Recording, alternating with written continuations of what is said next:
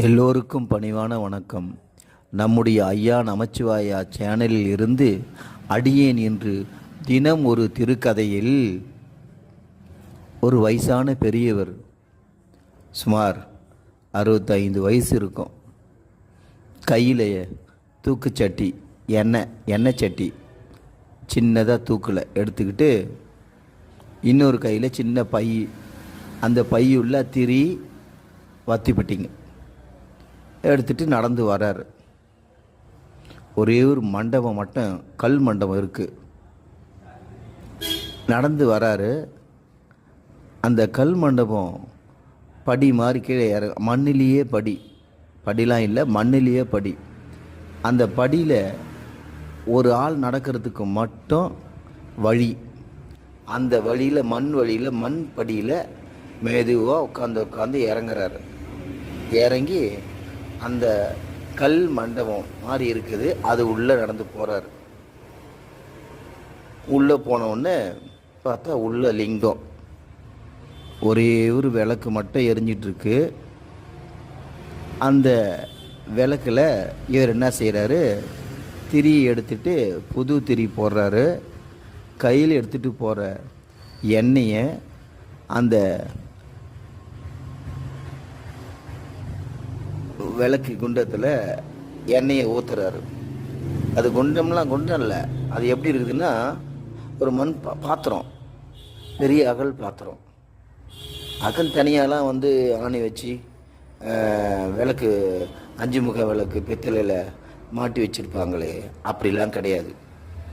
ஒரு மண் பானை விளக்கு, பெரிய விளக்கு, அதில் எண்ணெய் ஊற்றி திரி போட்டு வச்சுருக்காங்க. அதில் இவர் என்ன பண்ணுறாரு, அந்த திரியை எடுத்துகிட்டு எண்ணெய் ஊற்றிட்டு புது திரியை போட்டு சுவாமிக்கு விளக்கு ஏற்றிட்டு கும்பிட்டு அப்படியே மறுபடியும் வெளியே வராரு. மெதுவாக குனிஞ்சி வெளியே வந்து அந்த மண் படியில் மேலே ஸ்டெப் பை ஸ்டெப்பாக ஏறுறாரு. ஏறிட்டு அப்படியே என்ன பண்ணுறாரு, அந்த கல் மண்டபத்தை சுற்றி நடக்கிறாரு. நடக்கும்போது ஒரே ஒரு ஒத்தையடி பாதை மட்டும்தான் இருக்குது. அதை சுற்றி இந்த பக்கமும் கால் வச்சா நெறிஞ்சி முள், இந்த பக்கம் கால் வச்சா நெறிஞ்சி முள். அதை சுற்றி நெறிஞ்சி முள்ளுங்கள். அப்படியே மண்டபத்தை சுற்றி நிறைய நெறிஞ்சி முள்ளுங்க. இவர் மெதுவாக வயசானவர் மெதுவாக அப்படியே நடந்து வர்றார். மண்டபத்தை ஒரு சுற்று மெதுவாக நடக்கிறாரு. ஓரத்தில் இருக்கிற அந்த நெறிஞ்சி முள்ளுங்க 1-2 அவர் காலில் போட்டுது. அதை எடுத்து கீழே உட்காந்து எடுத்து போட்டு மறுபடியும் நடக்கிறாரு. அப்புறம் 1-2 குத்துது, மறுபடியும் எடுத்து போட்டு நடக்கிறாரு. இப்படியே நடந்து வந்து அந்த மண்டபத்தை சுற்றி முடிச்சிடுறாரு. முடிச்சுட்டு கீழே குனிஞ்சி சுவாமியை வணங்குறாரு. வணங்கிட்டு மறுபடியும் அந்த படி மாதிரி, சின்னதாக படி மாதிரி இருக்குல்ல, மண் படி, அதில் அப்படியே மேலே ஏறுறாரு. ஏறி நின்று கீழே குனிஞ்சி பார்த்தா சுவாமி உள்ளே இருக்கிற சிவபெருமான் லிங்கம் தெரியுது. இது எந்த லிங்கம் தெரியுதுங்களா? இதுதான் திருவண்ணாமலையில் 8 லிங்கத்தையும் சுற்றி வரும், மலையை சுற்றி வரும்போது 8வது லிங்கம் ஈசான்ய லிங்கம். இந்த லிங்கத்துக்கு சுற்றி வெறியும் முள் புதர்கள், சுற்றி நெறிஞ்சு முள்ளுங்க. அது நடந்து போகிறதுக்கு ஒரே ஒரு ஒத்தையடி பாதை, மண் பாதை மட்டும்தான். அதில் அந்த பெரியவர் தினமும் விளக்கு ஏற்றிட்டு அதை அப்படியே முள் பாதையில் அப்படியே நெறிஞ்சி முள்ளில் குத்த அப்படியே நடந்துட்டு வந்து ஒரு சுற்றிட்டு அதுக்கப்புறம் அவர் வீட்டுக்கு போவார். இதுக்கு முன்னாடி அவர் என்ன செஞ்சார் தெரியுங்களா? இது 8வது லிங்கம். முதல் லிங்கம் இந்திரலிங்கம். அந்த இந்திரலிங்கத்துக்கும் சாயந்தரமாக கிளம்பி எண்ணெய் ஊற்றி திரி ஏற்றி திரி போட்டு விளக்கு ஏற்றிட்டு அக்னிலிங்கம், யமலிங்கம், நிருதிலிங்கம், வருணலிங்கம், வாயுலிங்கம், குபேரலிங்கம், இப்படி எல்லா லிங்கத்துக்கும் தினமும் நடந்து போய் எண்ணெய் ஊற்றி திரி வச்சு எண்ணெய் ஊற்றி விளக்கு ஏற்றிட்டு தான் வருவார்.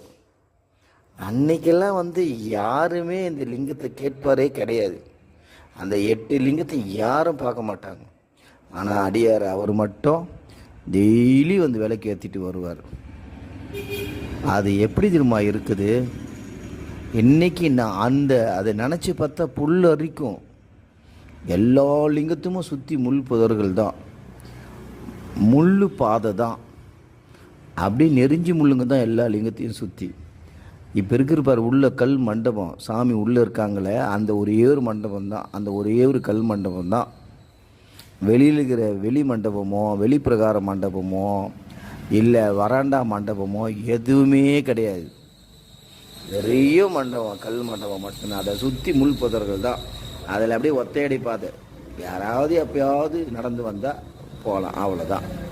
அதுலேயே அவர் தினமும் விளக்கேது, ஒவ்வொரு நாளும் தினமும் 3 மணிக்கு கிளம்பி வீட்டு விட்டு கிளம்புவார். ஒரு லிங்கமாக திரி போட்டு விளக்கு ஏற்றி எண்ணெய் ஊற்றி விளக்கு ஏற்றிட்டு வருவார். ஈசான் லிங்கம் வரும்போது சாயந்தரம் 6:30 மணி வரும்.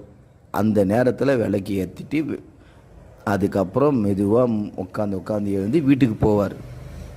அப்படி அவர் தொடங்கி வைத்த அந்த அஷ்டலிங்கத்தினுடைய தீப ஒளி தான் இன்னைக்கு எப்படி இருக்கு. மண்டபம் என்ன, உள் மண்டபம் என்ன, வெளி மண்டபம் என்ன, இன்னைக்கு வயிறுங்க போட்டாங்க. அன்னைக்கு யாருமே கிடையாது, கேட்பாரற்று கிடந்தது அந்த லிங்கங்கள். யாருமே பூஜை பண்ணுறதுக்கு வரல, பூஜையே பண்ண மாட்டாங்க. அவர் மட்டும்தான் ஒரு விளக்கு ஏற்றிட்டு போவார். அப்படி இருந்த லிங்கம் இன்னைக்கு ஐயர் போட்டுட்டாங்க. அதுக்கு ஒரு கேட்டு, முள் மண்டபம் வெளி மண்டபம் போட்டாங்க. 24 ஹவர்ஸும் பார்த்துட்டு இருந்த லிங்கத்தை இன்றைக்கி அடைச்சிட்டாங்க. 9:30 மணிக்கு ஆனால் 9 மணிக்கு லிங்கத்தை ஈசானி எந்த லிங்கமாக இருந்தாலும் சரி அடைச்சிட்டாங்க. ஆனால் எல்லா லிங்கமும் அடைச்சா கூட வெளியிலேருந்து பார்த்தா சாமி தெரியும். ஆனால் குபேரலிங்கம் மட்டும் உள்ளே அடைச்சிட்டாங்கன்னா சாமி தெரியாது. அதனால் அதுக்கு முன்னாடிலாம் அது திறந்தே தான் இருந்துச்சு. உள் மண்டபம் மட்டும் போட்டுட்டு போவாங்க, 24 ஹவர்ஸும் பார்ப்பாங்க. ஆனால் இன்றைக்கி என்ன செய்கிறாங்க, வெளியில் கேட்டு போட்டு 9:30 சாமியை உள்ளே வச்சு போட்டுட்டு வந்துடுறாங்க. 24 ஹவர்ஸும் பார்த்து வணங்கப்பட வேண்டிய லிங்கங்கள் எல்லா 7 லிங்கத்தையும் கூட வணங்கலாம். ஆனால் குபேர் லிங்கத்தை வணங்க முடியாமல் பண்ணிட்டாங்க. இது உள்ளூர் வாசிகளுக்கு மன நெருடலாக தான் இன்றைக்கி இருக்குது. ஆனால் அது யார் போய் சொல்கிறது? அது உள்ளுக்குள்ளேயே அந்த கேட்டு மூடி இருந்தாங்க அதுக்கு முன்னாடி. ஆனால் இன்றைக்கி வெளியிலேயே கேட்டு போட்டாங்க. அது ஏன்லாம் தெரியாது. ஆனால் அன்னைக்கு அவர் பூஜை நடத்திட்டு அவர் விளக்கு ஏற்றிட்டு ஒளி ஏற்றின ஒளி இன்னைக்கு பிரகாசமாக, அஷ்டலிங்கமும் பிரகாசமாக ஜொலிக்குது. சுவாமி அன்னைக்கு அவர் ஒரு நாள் மழை சோன்னு பெய்யுது.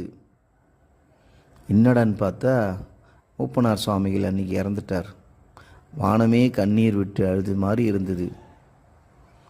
அவர் இறந்த நாள் அன்னைக்கு சாமியினுடைய அருள் கடாட்சத்தோடு அவர் முக்தி அடைந்தார். இது பிடிச்சிருந்தால் சந்தோஷப்படுங்க, பிடிக்கவில்லை என்றால் வருத்தம் அடைய வேண்டாம். திருச்சிற்றம்பலம், திருச்சிற்றம்பலம், திருச்சிற்றம்பலம்.